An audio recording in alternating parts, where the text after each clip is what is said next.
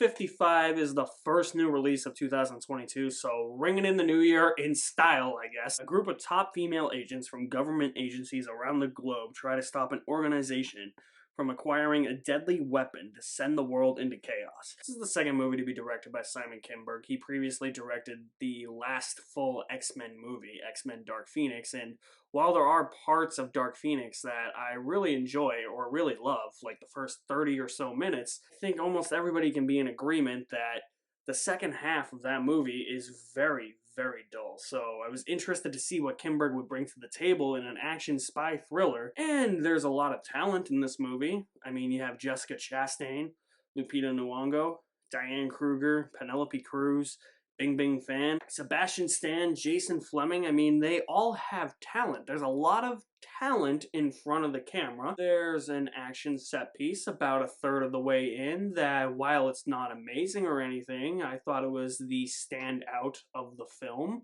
that offered up some tension and some suspenseful moments. It felt like something different compared to the other action set pieces and sequences in the movie. Had moments of excitement in it, and these talented actresses are doing their what I would assume would be most of their own stunts. Unfortunately, the way the action is filmed in this movie, it obscures all of that talent. I don't know what Simon Kinberg was thinking with the action in this movie, or what the director of photography was thinking, or maybe it was even the editor.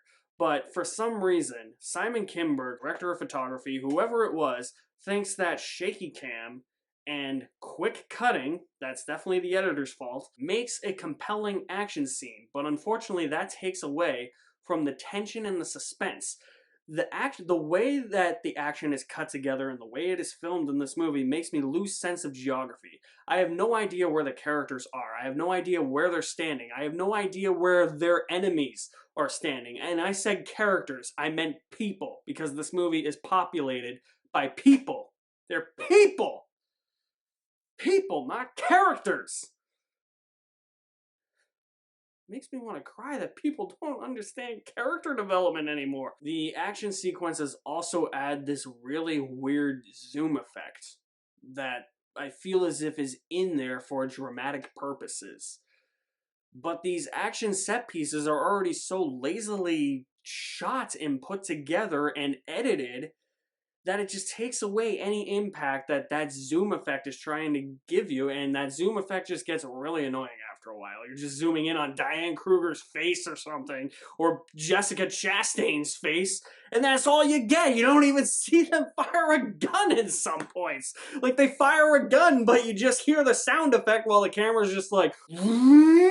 And if you think that zoom effect is all that adds on to the terrible action sequences in this movie, just look at how the people in this movie move. Everyone is moving really fast, but it feels like it's at a completely different frame rate than other scenes in the movie. It's either that, or they're just moving so fast that the camera has to move as fast as it can to catch up with them, that it's just creating this blurry effect. It's like the camera needs a windshield wiper or something. You can't see what's going on because somebody's leg is in the way and the camera lens gets distorted.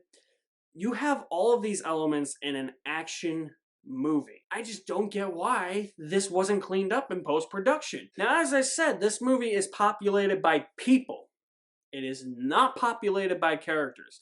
Because if there were characters in this movie, I would actually understand what they're trying to do. I would actually have a feeling of gravitas and excitement when all of these women team up together. These people, I keep referring to them as people, they meet up in a way that just feels so forced. It doesn't feel as if it's natural or organic. So let's talk about the people that populate this movie.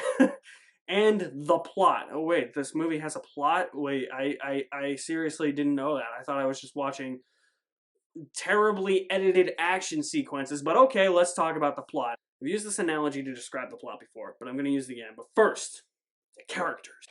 You see this? This is a piece of paper. This white 8.5 by 11 rectangle is a piece of paper. Look at how thin this is.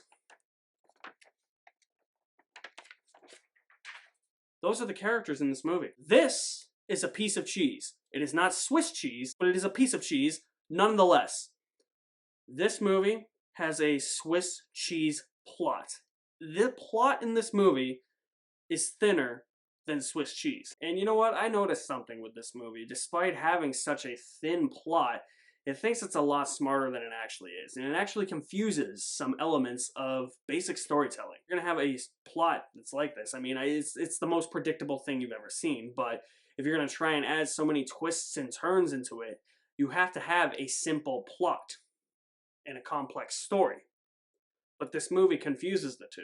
It reverses them. It has a complex plot, but a simple story. And that's the problem here. And much of that story doesn't have any dramatic weight or effect on any of these people that populate this movie. I'm not referring to them as characters. I can't. I can't. It's impossible. It seems like there's times where the people in this movie are about to have this really heartfelt, emotional scene, and then the movie's just like, nope, on to the next scene.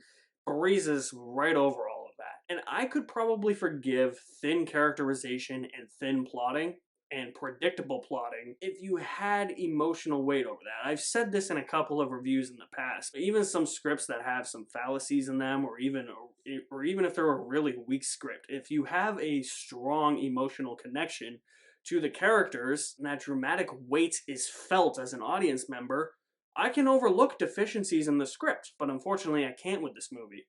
It doesn't have any of that. This movie does have fleeting moments of enjoyment, mostly in a standout for the movie action set piece about a third of the way through. It's got talent in front of the camera that I am assuming are doing many of their own stunts. The movie surrounding them is all just noise. You know what this feels like to me? This feels like this movie thinks it's part of a larger franchise, a series of films, but it's not. It thinks it stands toe-to-toe with the Bond movies or the Mission Impossible movies. You're not standing toe-to-toe with James Bond or Ethan Hunt. For me, it's a strange feeling for me because it's not part of a franchise. This isn't a sequel. This isn't a reboot. This isn't a remake or anything. It's an original movie. But for some reason, it has the feeling that it's part of an already established IP, and it's the middle movie in an action movie trilogy. You know, something that is just filler, that bridges the gap to the conclusion. That's what it felt like to me. I don't know why it felt like that, but it just did. And I don't know what it is with all these non-IP action movies, but they think that they can be franchise starters. And they can. We'll see it one day, but I don't think it's going to be for a while, where we see an action franchise, an original action franchise that is as good as the 007 franchise or the Mission Impossible franchise. I think it's going to be a long time before we see it.